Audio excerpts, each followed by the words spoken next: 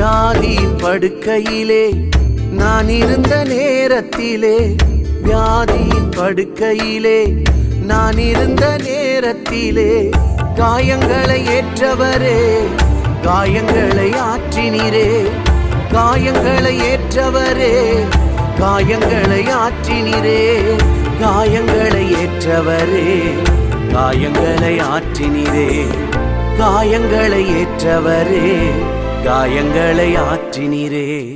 யாரும் இல்லை என்று நான் அழுத போது, தாயைப் போல என்னை தேடி வந்த தெய்வம் இயேசுதான், என் இயேசுதான், இயேசுதான், என் இயேசுதான்.